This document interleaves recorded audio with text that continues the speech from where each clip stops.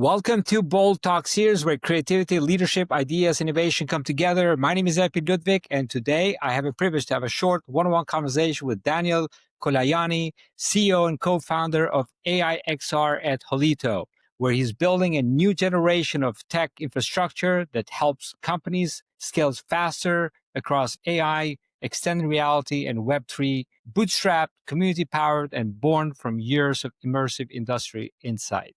Daniel, great seeing you, my friend, and welcome to our Bold Talk series. How are you? I'm doing good. It's so great to be able to see you again after so long. Great. Daniel, for some reason, I'm not sure the voice. We tested the voice, but it's not coming that well. Can you? Not very well? Yeah, now it's better. Okay. Now it's better. Okay, great. So, Daniel, welcome to our Bold Talk series. First, let us go back to what first sparked your journey into immersive and emergent in tech. Oh, wow, that's a tricky one. So that takes me way back. So it would have been in 2016 or so when I first put on a really crappy Oculus headset at the time. Terrible experience, motion sickness and everything. And then kind of sat down though afterwards with some friends, and we had this conversation. This is probably around 2017 at this point. 2016, 2017, and we were like, hey, what's the future going to be like? And we talked about everything from what we probably call NFTs now through to loot boxes in video games through to virtual reality. And we're like, hey, you know what? VR is not very cool right now. And so I was like, but one day it's going to be a thing. And that kind of set me on a path for emerging technology as a whole, just because I've always been fascinated and always been excited by how all of these different worlds of new cutting edge tech kind of have an impact on our daily lives. Yeah, I'm telling you, like it's been quite a journey in the whole XR world. Actually, I was talking to the other day with Ori Imbar from what is it, yeah, and we're talking because I remember back in New York. I was living in New York back then, and it was started a community, meetup group, and I truly saw that there's going to be a day like today that we're talking now, where things are now taking off in a big way. But it's been quite of a journey, right? And I'm sure you through this journey, we get to learn a lot and see the innovations from launching XR awards and you're seeing a lot of these XR projects to lead in AI XR and now Holito. What moments you so shape that you think that about this ecosystem is about now to scale and to go much bigger? Well, you know that it's when you witness the resilience of people who have been in this space, especially when you're on the cutting edge, you always have to be saying to yourself, this is going to make it someday. This is going to do something one day, and you've got to have a certain level of resilience. So I remember speaking way back with different people who've worked in this space 60 years ago, and at that point, they were always trying to fight to push through and things like that. But fundamentally, things have changed. So fundamentally, some of the biggest things that have changed is the fact that we can fit technology into much smaller places, into much more confined individual compartments of things. We have much better connectivity than ever before. I mean, I can stream video games to my laptop. I never have to download anything now. And basically, you have all of these little tiny things that are coming together in different places. I mean, obviously, in the last year or two, the advent of artificial intelligence becoming ubiquitous all around the world has been that kind of missing jigsaw puzzle that I think a lot of the other XR spaces and companies have been missing to really make it so that you can scale something like this. Because one, you have the problem that people didn't want to use VR and things like that because it's a brand new interface and a way to interact with the world. Augmented reality is your daily driver, where you have an object in the real world and you can interact with it as it was there. And then VR is kind of your driver in a completely shut off world. But the missing piece here was, okay, well, how do we interact with that on a daily basis where I don't look like some idiot just like tapping away like this or acting weird? And then also, how do I scale experiences and things like that as well? How do I make content and stuff? And so when AI came around, it was kind of like, oh yeah, maybe it's going to be this thing that can do this. And now it's one of those things where we're like, yeah, okay, this is going to fundamentally change the landscape of technology as we know it and actually boost other technologies like VR, AR, and things like that as well. Yeah. Now, Holito positions itself as more than a platform. a network built for speed and connection. What problem do you see in tech product development cycle that made this vision urgent to you? Yeah. So we used to ask ourselves, why do our sponsors sponsor our award shows and things like this? I used to ask these questions for my conferences as well. Exactly. But fundamentally, we came down to one individual thing, which was it was all about, for many of the technology tool providers and things like this, how do we build ecosystems of people who build with our technology, right? It's about how do we stop renting an audience and actually how do we build a better product community around what we do. So we've had experiences building communities. We've had experiences working with people who need to sell to developers, grow things, and get ecosystems of communities of people together, things like that. But it's always been difficult. So we set off on this really crazy, weird journey, if you go like this, where we ended up building a platform actually just for ourselves. And so we built a platform which allowed us to manage our own community and scale our own awards and all these other things. And then our sponsors and other people started reaching out to us and saying, hey, could you do something that would allow us to also have a way to scale and manage these things? And I said, sure, but let me ask you, what's your biggest challenge when it comes to this stuff? And actually, we are in a shifting climate right now.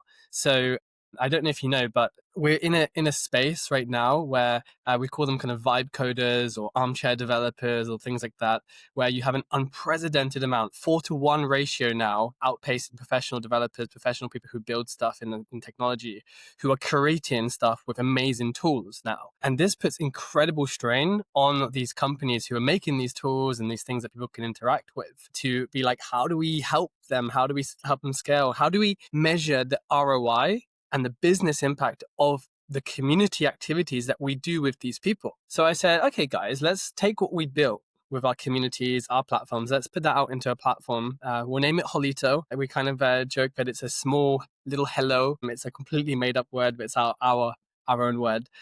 And we said, okay, let's just start off doing something simple. Let's just make it so that you can prove business impact of community building across a wide spectrum. So we built a tool that allows people to integrate it onto a Discord server, for example. And from that alone, you can suddenly start to see who is interacting with your things. We have a centralized individual persona for people across from LinkedIn, from Twitter, and places like that. And then we give you a way to actually track that data, figure out how to analyze it, but then actually engage that community, which is the most important thing. So the thing that we've been doing is we've not been just running our own awards on here now. We've also been working with fantastic companies like Ogio, for example, where we've been running hackathons and stuff. We just did an augmented reality hackathon where people built amazing stuff. But the good thing about it was because it was end to end through our platform, it meant that the discoverability cycle was huge. People could find it much easier from seeing other things going on. The data tracking of it was seamless, where you're actually able to see the journey of a user from start to finish, and even in your own Discord and wherever community lives for you, through to the final part, which is now, I'm a firm believer of saying events exist for one time only. They're a one-time thing, they disappear, but community is forever. And so now they've got a people and a place, a centralized dashboard, I call it, of their community that they can start to scale across the spectrum. And this is a particular challenge that you see, especially in emerging technology, but actually on the whole broad spectrum, thanks to the explosion of how this technology is being used. Yeah, yeah, it's amazing. Now, because there's a lot of how should I say, uh, misconception about the immersive solutions. What are some patterns you see in a way immersive tech companies fail to position themselves, whether in messaging, leadership, or even timing? I mean, Mm. example, I mean, this thing here has some amazing tech stack here, and it's only $500 versus the 3000 plus Vision Pro. What is missing? Like, what is missing in this positioning right now, or is it a time where like the industry getting ready for the next wave of adoption? Give us some Well, grunt. yeah. It comes back to what you just mentioned about the tech stack. So, what a lot of companies that enter this space fail to realize is you're heavily reliant on the tech stack, right? So, you actually have to gear your entire company, your entire release schedule, your entire project system around the hardware ecosystem, right? You have to be prepared and constantly working with hardware producers and people like that to understand how is it going to affect your business. And so a lot of people spend a lot of time creating what they do, amazing, and they make amazing projects, amazing experiences, but they fail to realize that, hey, in 6 months' time or 3 months' time, even the hardware landscape can change completely. It could either go stagnant, which we saw for a while, or it can just explode, which we're going to start to see with Google's new lens glasses, for example, that hopefully will be much better than Google Glass, and also the advent of Ray-Ban Meta is their first foray into that space, and the next thing we're going to do is start to see heads-up displays on these things, and that's a 1 year to 2 year cycle. That's not out there in 5 years time now. But if you don't start to position in the right space and actually think about what's the long-term plan, and you're thinking about the now and here because it's fun to build a business, you're going to struggle further down the line. You're going to have a difficult time, especially in this space. Yeah. Yeah, that's the case. I think I see that there is a something it's still waiting to happen. I would Mm-hmm. say for the companies maybe to use it more. I was very excited when the Vision Pro came, and they kept the bar pretty high. But now it's like you don't hear much about it, right? So, but yeah, I think it's about to kick off again and to take us to the next journey. Now, Daniel, this is a short format conversation. I take this with people like you and founders and executives, and I always like to ask a question about what does the word bold mean to you? Mm-hmm. Okay. What does the word bold mean to me? I would say it's a lot around risk taking, right? To be bold, to do something new, to do something different requires you to have an element inside of yourself that says, I'm willing to take that risk to do it, right? And, you see the pioneers of our time, they're the ones that did something bold, something risky that no one else was willing to do, right? They took a step beyond what the general mass said they could do. And in some cases, and this has even happened to myself, people say, no, you're crazy for doing that. Why are you doing that? You have everything settled.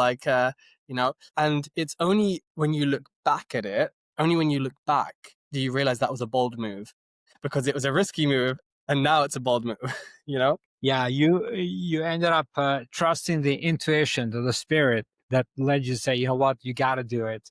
It has to do a lot with listening to that to your spirit rather than like listening to your brain, because your brain gets attacked all the time with all kind of different messages. So being able to move with that, it's important. Now, Daniel, it's so great to see you. Wishing you great success in the work that you're doing. Until we meet again and have another conversation, meet somewhere in London or some other place. Looking forward to that. And stay well. Have a great summer and be great and be bold always. Thank you. Thank you, Epi. See you soon. Cheers.